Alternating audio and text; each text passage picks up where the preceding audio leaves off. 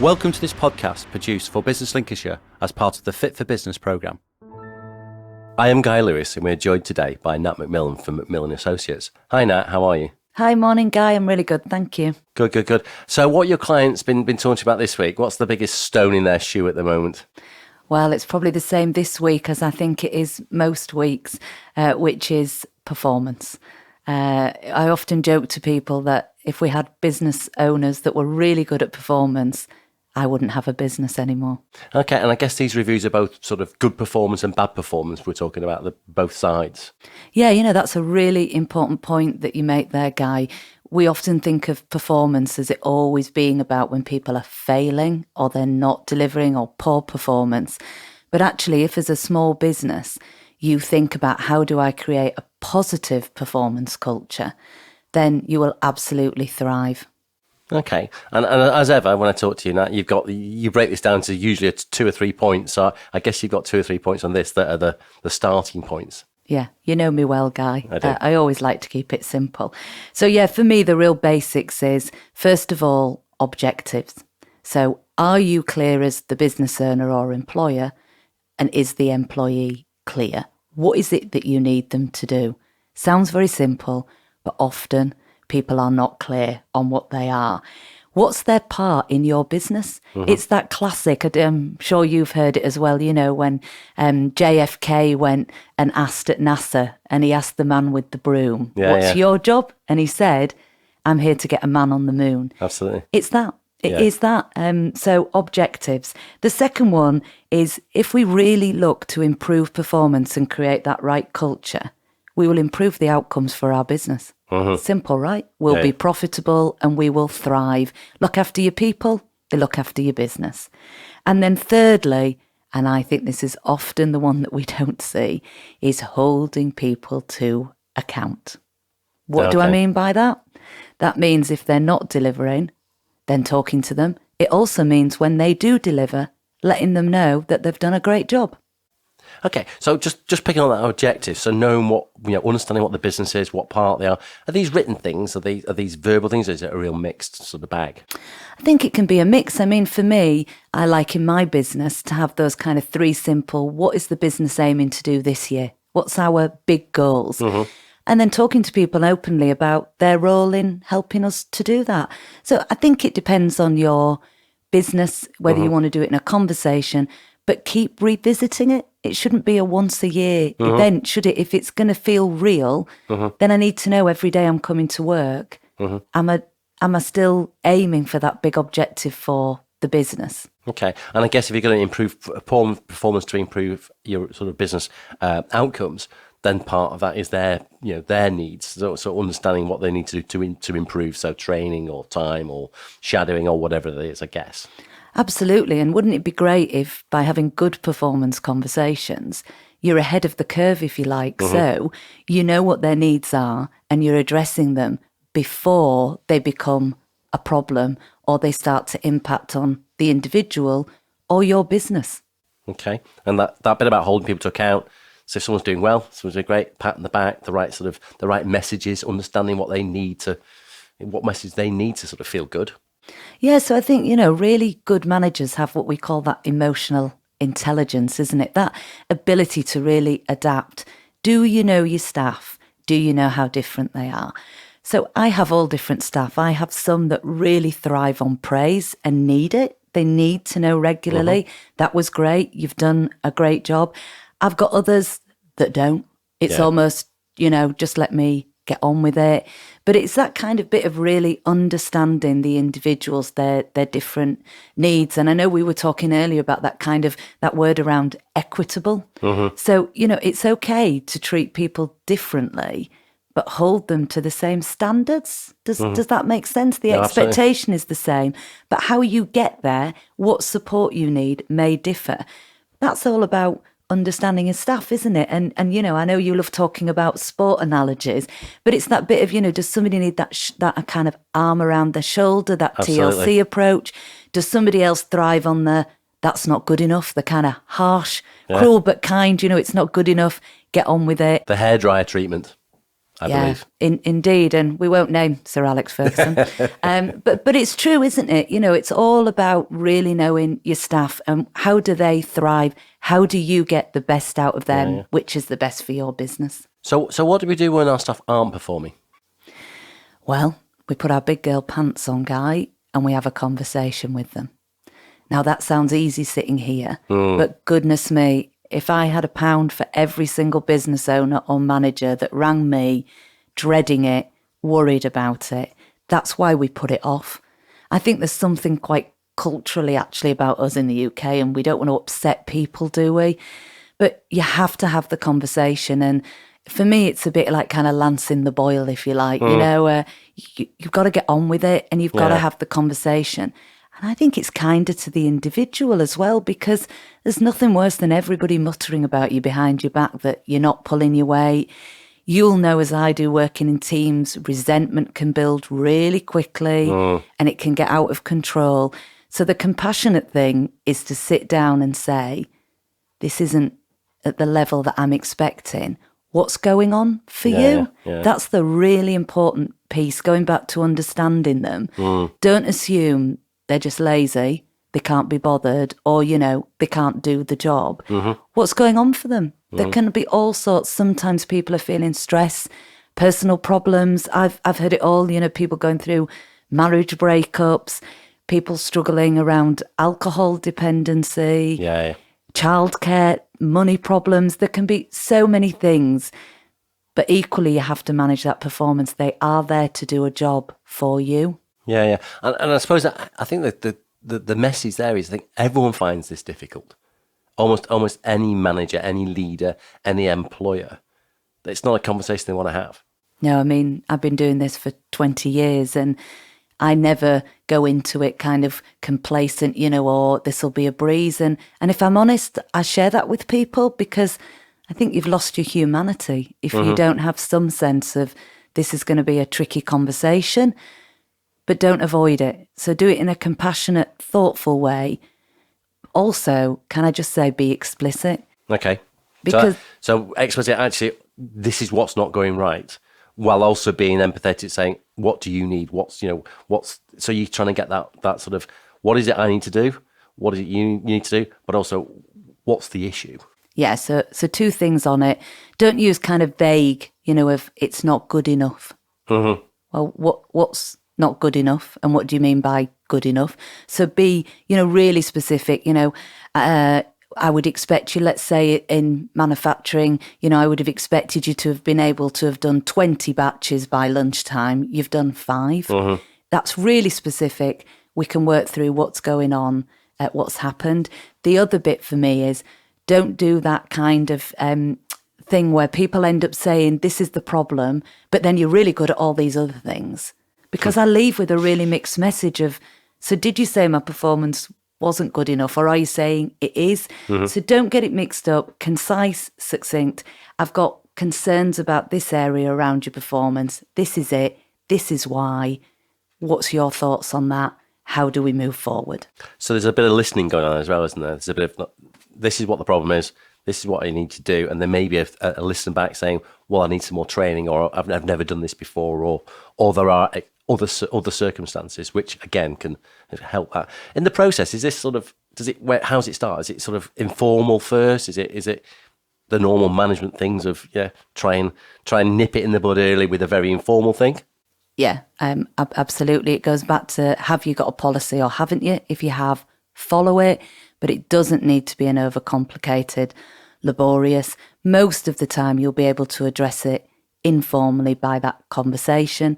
Sometimes you might have to jump into more formal, where it's very serious performance, but usually it's if there's repeated behaviour. Sometimes, unfortunately, you may have to dismiss people due to poor performance and it not improving. Again, you can do that. You just have to be able to show that you've been reasonable, you've given opportunity, you've supported people to address their performance. You know what? Sometimes people are just that kind of, square peg, aren't they, in a round hole. Yeah. I'm just trying to think that so we talk about policy. I mean, what would typically would be in a performance policy? Would that things like timekeeping, or is that separate to that? So performance would be more about whether or not you're achieving your objectives, whether or not you can undertake the role. You would typically have different stages. So people might have seen them in those more formal policies in big corporates, where there's stage 1, stage 2, stage 3. But essentially for our small businesses, informal and then formal is sufficient. It goes back to being reasonable, being proportionate, that we always talk about in the world of HR. And I'm just thinking about that sort of informal chat first, and again, in performance, I've come across this thing, keep in touch type talk, that little sort of touch points, how things going, how they're, great, I'm happy, you're happy type of stuff. And then it's not working, so that informal type thing. But then setting objectives. So then when it starts to get a little bit more formal, it's like, look, this has got to happen, in such a time, by then, or whatever.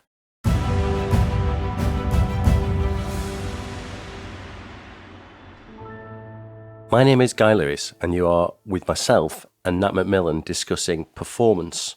So we talked about the basics of performance and performance reviews, and now I'd like to look at the more formal part of that.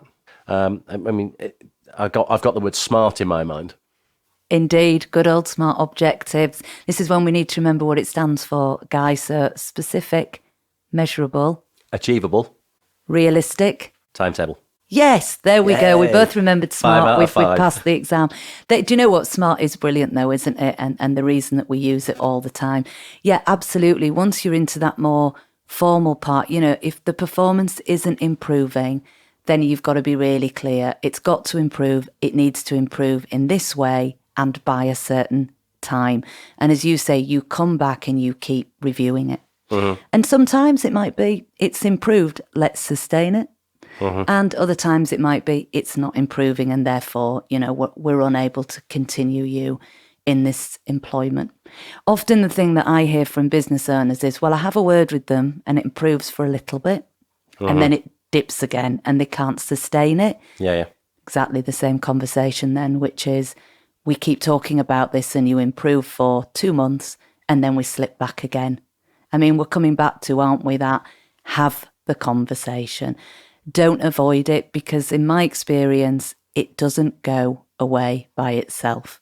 At some point, you have to have the conversation. It's 1,000,000 times easier to have that at an informal stage than when it's become a real critical issue for everybody. So have you got any tips on good performance management? Yes, I have, as you would expect. So it's about constantly giving feedback, isn't it? Touch points, as we've said, not just when performance is slipping. So it doesn't have to cost a lot of money. Mm-hmm. You don't need fancy systems to do this.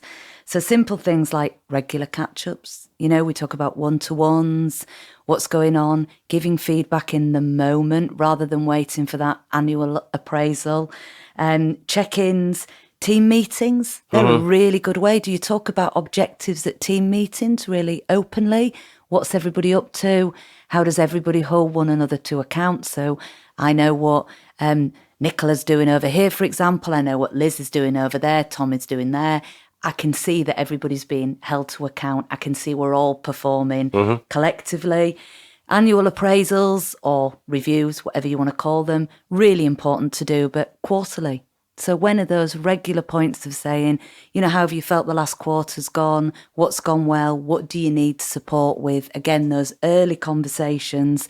They don't need to be overly bureaucratic. I have seen people that have reams of paper that they complete. I don't do that in my business. I keep some notes in my notebook. It's an informal conversation. Yeah. And as I've said again, setting really clear objectives. So I only tend to set for my employees 3 or 4 objectives at any one time, big goals, and give them the freedom to go away and do them in the way that they want to. But everyone's clear on what the goals are. Okay, so you need to know where you're going, regular catch-up. I guess making time for that is important as well as an employee is almost making sure in that busy world you're in that you have a little pocket of time somewhere quite regular that you can have these sort of walk rounds, the informals, and obviously diarise, if you can diarise, the bigger things, the quarterlies. Yeah, absolutely. Diarise the big ones. But like you say, those quick catch-ups can just be a quick 10-minute coffee, walk around. How are you? Okay. Everyone okay? What's going on? Never underestimate just that personal, human, regular interaction. And we know, of course, don't we, that people don't leave jobs. People leave managers. So be that great manager that they feel that you're supporting them, you're helping them. And obviously developing them, I suppose, improving and improving and improving. There's no stop to that, is there? Yeah, so, I think somebody asked me this 2 weeks ago, if we don't know why people leave jobs, do we? Yes, we do. There's lots of research done on it, done by the CIPD, which is my formal professional organisation. We know people leave jobs because they don't see any development. That is the main reason that people leave. So that bit about good performance is having that conversation. We often talk about people that like to be stretched, that constantly want to be learning. Have those conversations early before they leave. That's all good performance management. Okay, so I've performed really well. You've told me I've performed really well. And is that the end of it? Or do I get something out of this? Well, it depends, doesn't it? So I'm going to bring up a kind of slightly controversial topic, which is that around bonus and performance-related pay. This tends to create quite a lot of emotion in different people. So, as always, let me give you my opinion on it. I think it's a good thing when it's done in the right way. So there's my caveat. I think it works well when it's a collective goal and we all have to work together to achieve it. I've seen some places where bonus pay becomes very divisive because it's subjective. So, you might get a bonus pay guy, but I don't. But I feel I've performed just as good, if not better than you. So I think it's a great way to motivate, but keep it very, very simple.